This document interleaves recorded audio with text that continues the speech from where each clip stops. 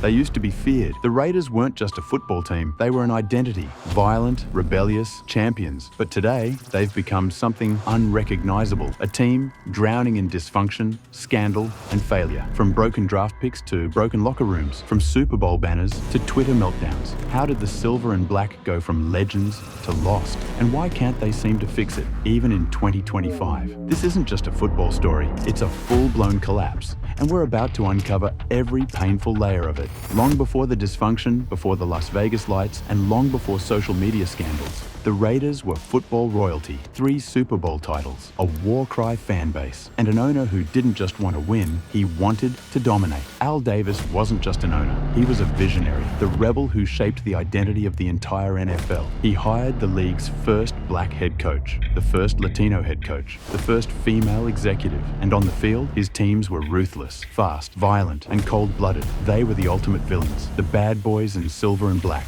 Teams feared playing the Raiders because, win or lose, you were going to leave the field bruised.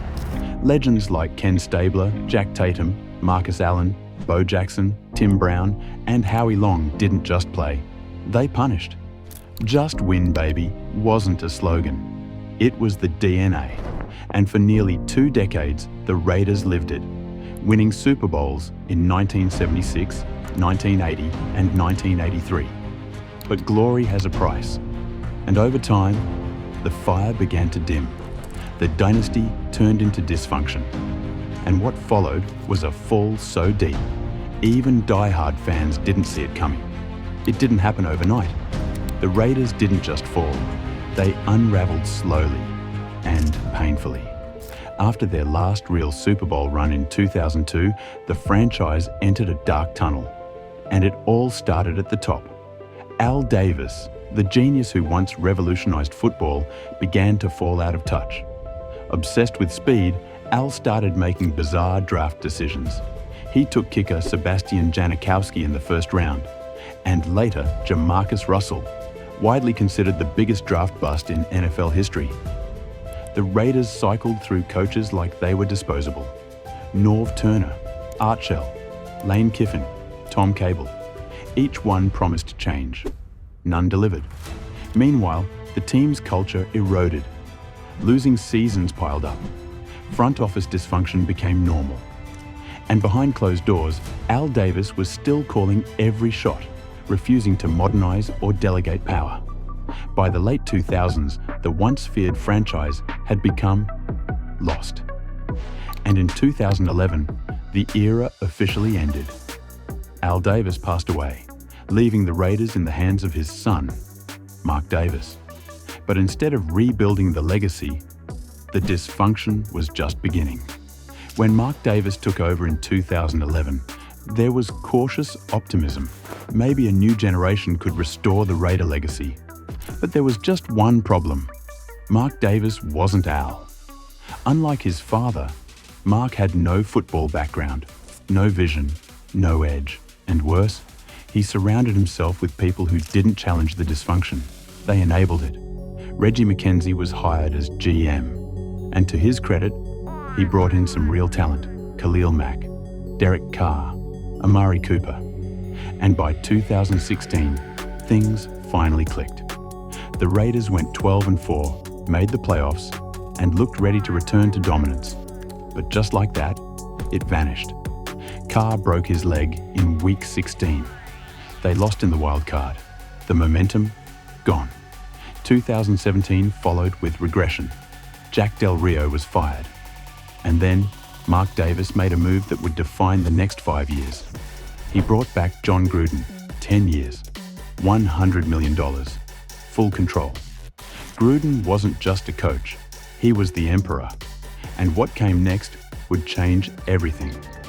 When John Gruden returned in 2018, he promised to rebuild the Raiders from the ground up. What he delivered was chaos. Gruden came in with total control, and within months, he lit the foundation on fire. He traded away Khalil Mack, the team's defensive heart and soul, then sent Amari Cooper packing. Fans were stunned. The locker room, shaken.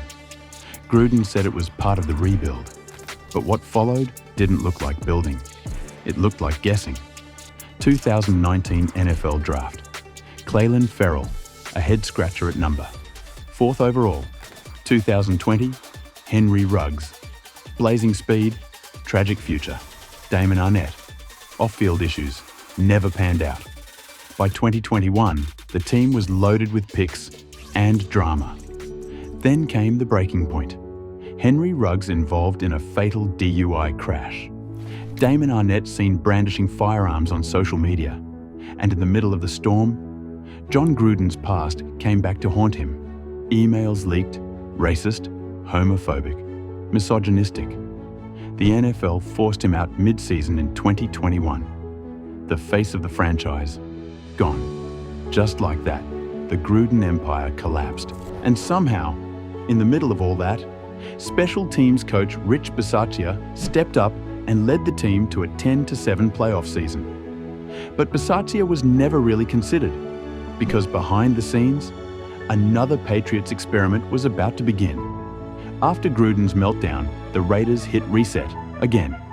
In 2022, they brought in Dave Ziegler as GM and Josh McDaniels as head coach, hoping the Patriot way could clean up the chaos. On paper, it looked promising. They had a franchise quarterback in Derek Carr, an elite weapon in Darren Waller, Josh Jacobs in the backfield, and then came the blockbuster move, Davante Adams, reunited with his college QB. It was supposed to be a dream season. Instead, it became a nightmare. The Raiders blew lead after lead. Derek Carr struggled in McDaniels' rigid system. Waller and Hunter Renfrow missed games with injuries. And McDaniels, instead of adapting, doubled down on control. By December, Carr was benched. The face of the franchise, the longest tenured quarterback in Raiders history, out. Stunned fans watched him leave the team before the season ended. 2022 finished 6th to 11th. Despite having one of the league's most talented offenses, the team collapsed. And then came 2023. Jimmy Garoppolo was signed. Aiden O'Connell was drafted. Josh Jacobs led the league in rushing in 2022, only to get lowballed in 2023 and play under a franchise tag. Furious. The locker room lost faith. Players began speaking out. And just 8 weeks into the 2023 season, after an embarrassing Monday night loss, the Raiders fired McDaniels and Ziegler. It was official. The Patriot experiment had failed. And once again, the Raiders were left without a direction. When Josh McDaniels was finally fired mid-season in 2023, fans were exhausted. Another failed regime, another wasted roster. But in the chaos, one name emerged that lit a spark: Antonio Pierce. Pierce wasn't just another interim coach. He was a Raider, former linebacker, no-nonsense, players coach. The moment he took over, something changed. The Raiders began to fight again. They didn't win every game, but they played with pride. They bullied the Giants, outmuscled the Jets. Max Crosby called him a real one. The locker room rallied, and so did the fans.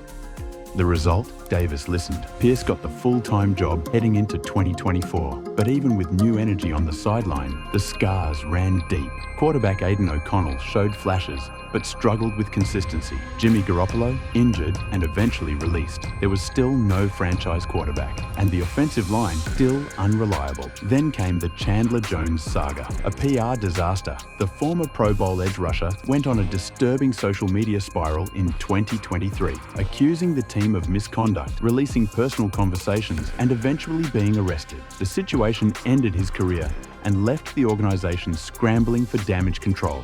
By the end of the 2024 season, the Raiders finished 4-13. The defense under Pierce looked tougher, more disciplined, but the offense still lost. Davante Adams, now 32, voiced quiet frustration.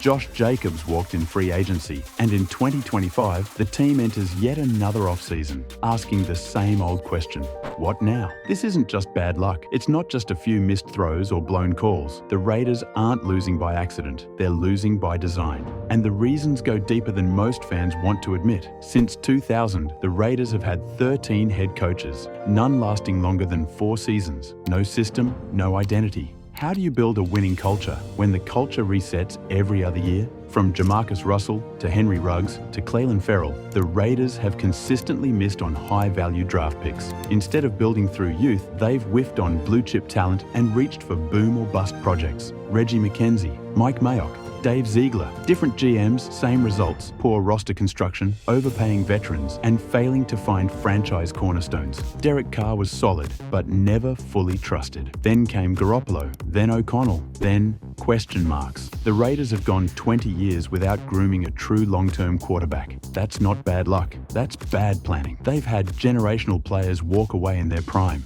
Khalil Mack, Amari Cooper, Josh Jacobs, Darren Waller, even Devontae Adams, arguably the best wide receiver in football, has spent 2 seasons watching his elite talent get wasted. Mark Davis wants to win, but doesn't know how. He focuses on the brand, not the football. The Raiders moved to Vegas, built a $1 billion stadium. But what good is the show without the wins? Henry Ruggs, Damon Arnett, Chandler Jones. The Raiders have become a magnet for drama, and too often, tragedy. Good teams minimize distractions. The Raiders seem to breed them. Once the Raiders were feared. Now they're just lost. No smash-mouth running game, no elite defense, no innovative scheme. They've become a team with no identity, just a logo and a memory. It's not just that the Raiders can't win, it's that they've forgotten what they used to be. The Raiders don't need to copy the Chiefs. They don't need to be the next Patriots. They just need to be the Raiders, the real ones. But to do that, they have to change everything. Mark Davis has to finally let go. Find a real football mind to lead the front office and give them full autonomy. No more figureheads, no more ego hires. Enough with the patchwork. O'Connell might be a bridge, but the future demands a real answer. Whether it's the 2025 draft or a bold trade, find the guy and build around him with patience. It's been ignored for too long. Fix the offensive line. Build the D-line. The Raiders can't dominate if they're getting dominated up front. If the locker room believes, let it grow. Pierce brought fire back to the building. Give him time, give him structure. Let him turn this into a defense-first bully ball identity again. The bad boy era is over. Focus on high character, high discipline leaders. Winners, not headlines. Honor Oakland's legacy. Bring the soul back into the silver and black. It's not just about Vegas lights, it's about Raider pride. No more starting over every 2 years. Pick a direction and ride it out. Greatness takes time, pain, and belief. The Raiders had it once, they can have it again. They were once villains, once champions, once the team nobody wanted to play, and everybody wanted to beat. But today, the Raiders are at a crossroads. Either they reclaim their identity, or become a relic, lost in the desert. Because in the NFL, legacy doesn't protect you. History doesn't save you. And if the Raiders don't act soon, the next generation might only know them as a logo, not a legend.